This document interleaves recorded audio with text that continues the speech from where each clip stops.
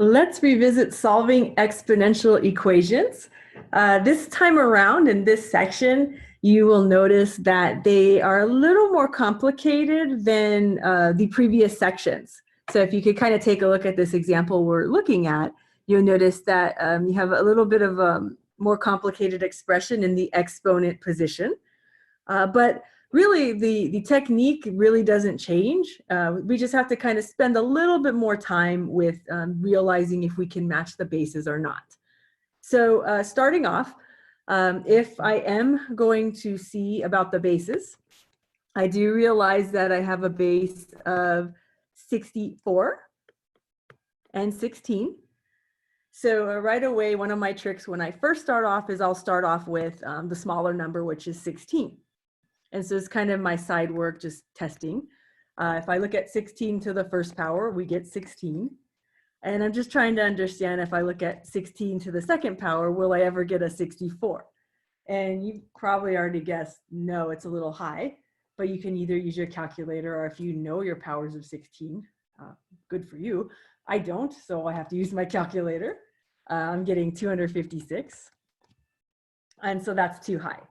So right away, this part tells us that we need to maybe choose a lower power. So we're still going to focus on 16 and say, are there any powers that make a 16? So I know of two already. I have 4. 4 squared makes a 16. I also know that 2 to the 4th equals 16. And you can test these out. You don't always have to know them at first. We just try. So once this happens, if we got the 4 squared equals 16, you may maybe continue on with maybe saying, well, how can we get a 64? So I may go further and say, well, I think 4 cubed should give me 64. We'll check it out. That's another 16. So 4 to the power of 3, if we type it in, we do get the 64. We're good to go. If you didn't see the 4s and you saw the 2s, you could have also just kind of kept going. 2 to the 5th is 32. 2 to the 6th power, you'll see it right away. You do have that 64. So you can either rewrite 64 and 16 in terms of powers of 2 or powers of 4. I'll go with the powers of 4 since it's a little smaller numbers. But you'll see if you try it your way with the powers of 2, it'll work out great too. So let's rewrite 64. That is 4 cubed. And remember, we're paying attention to what is already in the exponent position. Should be an x squared plus 1 equals. We'll also rewrite 16, which is 4 squared. And we could raise that. That is the 2x squared plus x. Now, once we are converting our numbers into both powers of 4, we then run into maybe using a law of exponent just to help us simplify a little bit. So I'll refer you back to this step up here, which is saying if you already have something taken to a power and you raise it to another power, you keep the base and multiply the exponents. So we'll do that. And I'll show an extra step just in case. So I'm looking at the 4. And what this allows me to do is it allows me to take the 3. And the 3 gets multiplied to the x squared plus 1. Same thing. We're going to keep the base of 4. The 2 gets multiplied to the 2x squared plus x. Now, if you already realized what was going to happen, you kind of have a monomial times a binomial in both of these cases. You might have already realized that, hey, you're still going to have to distribute. So you could have skipped a step and gone straight here. So I'll take the 4. I'll write this here. And if I am distributing the 3, I should have a 3x squared plus 3. And same thing, I'm going to distribute the 2. So 2 times 2x squared gives me 4x squared. And 2 times x is plus 2x. So now we're in pretty good shape because now the bases are exactly the same. At this stage, what we want to do is we're going to set the exponents equal. Nice property that we can apply here. So our exponents, we have 3x squared plus 3 is equal to 4x squared plus 2x. We're dropping the bases, so we don't have to worry about them anymore. But what we do have to worry about is what type of equation we're left with. And if you are thinking quadratic, you are right. We do have ourselves a quadratic equation. And with quadratic equations, you do have a lot of ways you can solve them. My favorite way to start off is moving everything to one side with 0 on the other. See what we can see.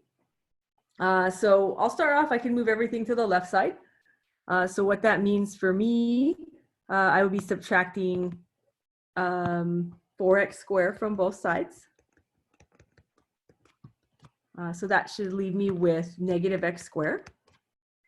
And I'll also be subtracting 2x from both sides. I'm just moving everything to the left. And I know 2x is not a like term with 3, so I'll put it out here just so that we can kind of see.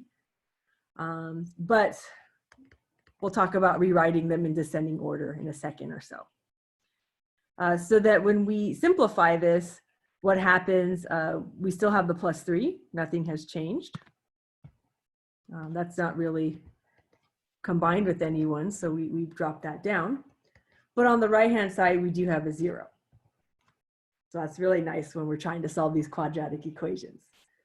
Another thing that you may be interested in is right away, maybe you feel uncomfortable like I do. I like descending order, so I'll rewrite it. Negative x squared minus 2x plus 3. And maybe if you're trying to say, let's try to factor this, you don't have to try to factor. You could go straight into quadratic formula. But I prefer to factor if my coefficient of my x squared term is positive. So there's a couple ways where you just move everyone back to the other side, if you'd like, by adding the opposite.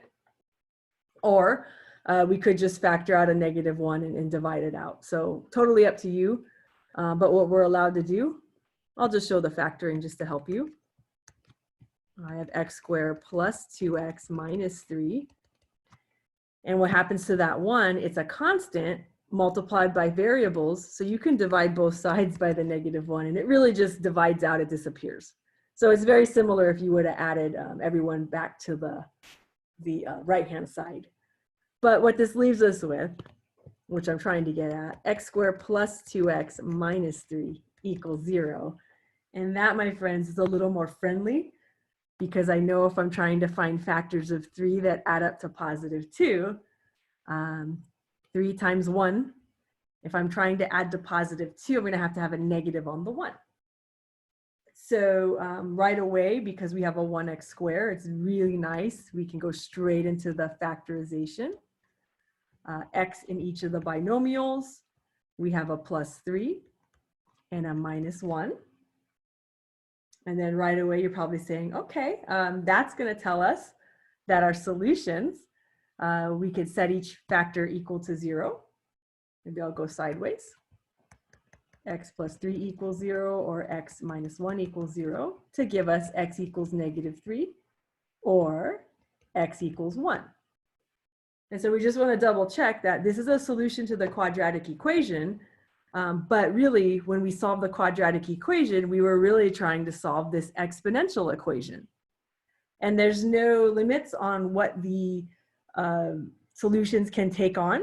So when we get the solutions to this corresponding quadratic equation, after we match the bases and drop them, we can now say our solution.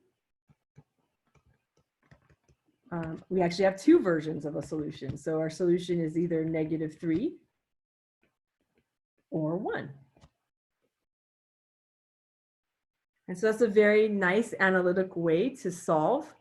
I do want to point out that, yes, it may be possible to solve some of these graphically, but usually when you're graphing exponential equations, sometimes, or exponential functions, sometimes the graphs end up being a little too close to each other, so it might be hard to determine if there's an intersection point, or sometimes it's really just hard to find wherever it's at on the x-axis because you have to kind of widen out your windows, and sometimes that TI doesn't give us such a good interpretation.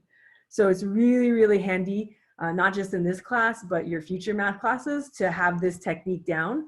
These exponential equations come back a lot. So hope this helps.